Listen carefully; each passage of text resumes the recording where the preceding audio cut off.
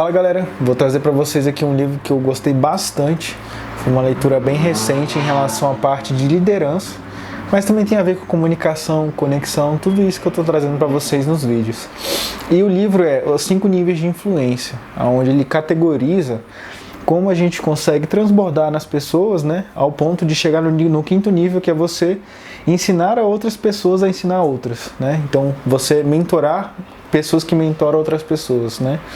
Mas isso, não quero me ater a esse tópico específico em relação aos 5 níveis, mas as características que as pessoas têm que ter, né, para conseguir galgar e chegar nesse 5º nível de influência.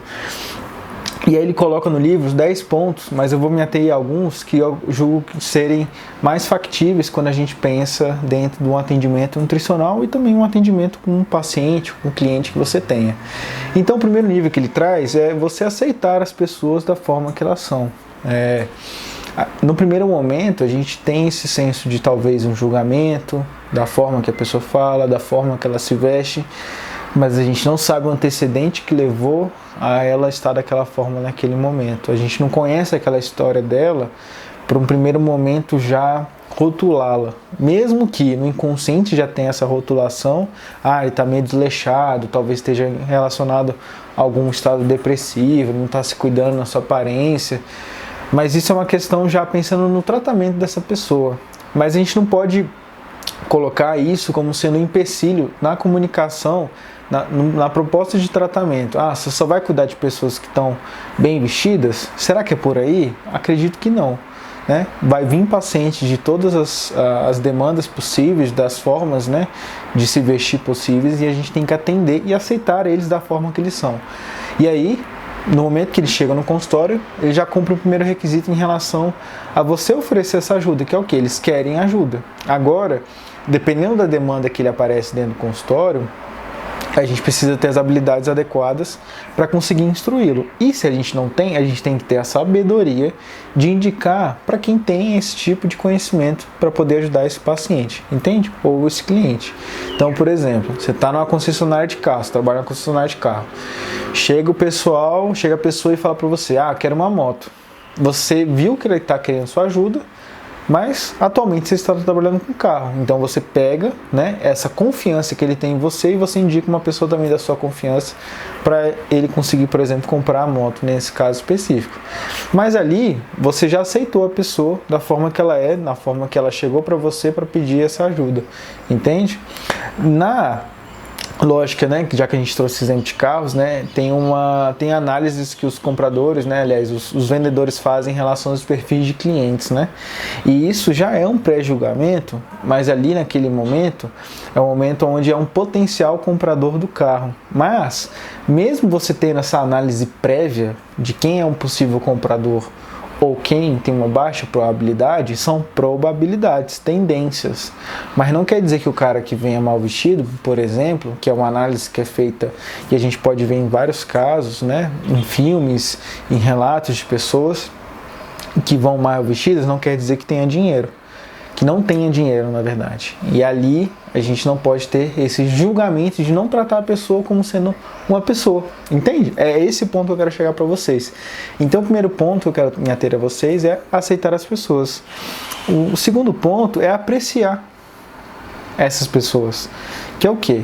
Ter uma conversa agradável, né? Não ficar reclamando, não ficar enchendo o saco, né? Usar meio rasgado mesmo com vocês, né? Não ficar ali debochando. Apreciar aquele momento, aquele envolvimento com as pessoas, naquela conversa, naquele diálogo que você está construindo. Uma outra forma da gente desenvolver essa parte da liderança, as influências, é você ver sempre o lado bom da pessoa. Eu acho que ninguém é ruim o suficiente para não ter uma característica positiva, porque de todo mundo a gente consegue aprender. Então, por exemplo, chega o seu paciente, voltando ao exemplo do consultório, né? E ele traz vários julgamentos sobre alimentação e rotulações e coisas que ele viu na internet. E ali, no primeiro momento você pode pensar, nossa, que paciente tolo, né? Ele não sabe o que está falando, e você já se desconecta dele por já criar uma antipatia. Mas dali, desses argumentos que ele fala, você pode tirar uma coisa boa. Que é o quê? Talvez essa pessoa sempre está buscando alguma coisa em relação à nutrição porque ele tem a procura e a necessidade de querer se alimentar bem. Só que ali, talvez ele esteja buscando nas referências que não sejam tão adequadas. E ali você só orienta onde ele pode buscar, para ele não criar esse extremismo. Mas mesmo de uma situação, entre aspas, ruim, que seria essa concepção que ele tem da nutrição, pode-se tirar algo bom para ser utilizado na proposta de tratamento. Outra coisa muito importante é a gente fazer esse engajamento, a gente encorajar esse paciente em relação a essa proposta de tratamento. É muito importante a gente fazer esse processo, porque através dessa motivação, desse encorajamento que ele faça os combinados feitos durante a consulta, é o que de fato vai gerar os resultados para a gente avaliar se é por ali ou não em relação à melhor alimentação para ele, né? Não o que está escrito no papel, mas aquilo que ele consegue de fato seguir na rotina dele em prol de busca dos objetivos dele, né? Outra característica muito importante é saber cuidar das pessoas, né? E a forma de cuidado é tanto na questão física, então na questão de você ter um ambiente agradável, da pessoa, por exemplo, sentar numa cadeira agradável na hora do seu consultório, né? Tem alguns consultórios, né? E aí pensando mais na psicologia, que são poltronas, sofazinhos, ou algo relacionado a isso, que é uma forma de cuidado, mas também cuidar nas suas palavras, a forma que você vai falar aquela informação. Às vezes, a gente tem que ser sinceros, mas não usar essa sinceridade como uma arma. E ali, a gente pode polir e deixar um pouco mais leve essa informação, que por muitas das vezes ela é uma informação pesada. Então, o que eu quero trazer para vocês é em relação à parte de, por exemplo, algum exame bioquímico do paciente não está bem adequado. Está lá o número falando que não está adequado, mas a forma que você vai interpretar e jogar essa informação para o paciente é determinante se vai gerar medo, se vai gerar dor, se vai gerar constrangimento ou se vai gerar consciência dele entender, putz, realmente eu acho que eu tenho que melhorar meus hábitos alimentares. E ali é uma forma de cuidado, a forma de você verbalizar isso. Então, ao invés de você falar, nossa, seu triglicérido está alto, você vai ter problema aí de um AVC futuramente. E ali, do AVC, talvez você não veja o casamento dos seus filhos, que talvez você não esteja aqui. Olha como é que essa informação é muito dura, né? E cria uma especulação muito distante, que provavelmente talvez nem aconteça, porque ele está lá justamente para fazer esse tratamento, né? Para melhora, né? da alimentação dele e, consequentemente, provavelmente vai melhorar esse indicador de triglicerídeos. Essa é uma forma onde você talvez não tenha tanto cuidado nas palavras que foram proferidas ao seu paciente. Mas se você falar, olha, seus triglicerídeos, de acordo com os indicadores aqui do exame bioquímico, estão altos, estão elevados. Mas isso não é determinante na sua saúde. É um indicador que pode ser utilizado para a gente avaliar a sua saúde, mas ele não determina se você está bem ou não.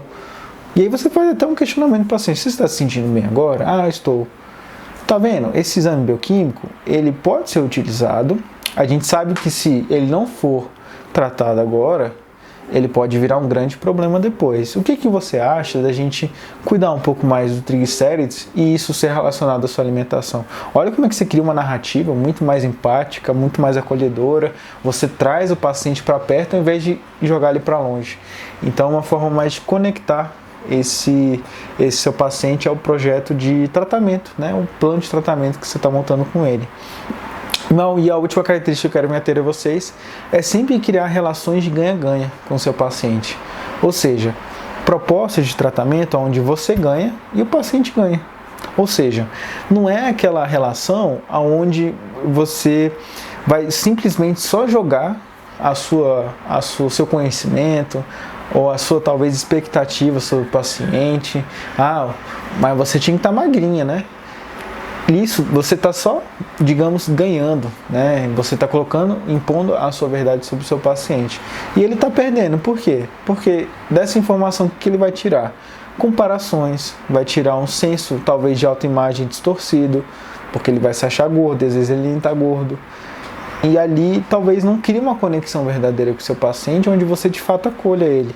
E as relações ganha-ganha você conversa e se comunica com o seu paciente, cria um diálogo, onde ele de fato se conecte com você e seu paciente tem a liberdade e ele se sente seguro a também se comunicar dessa forma com você.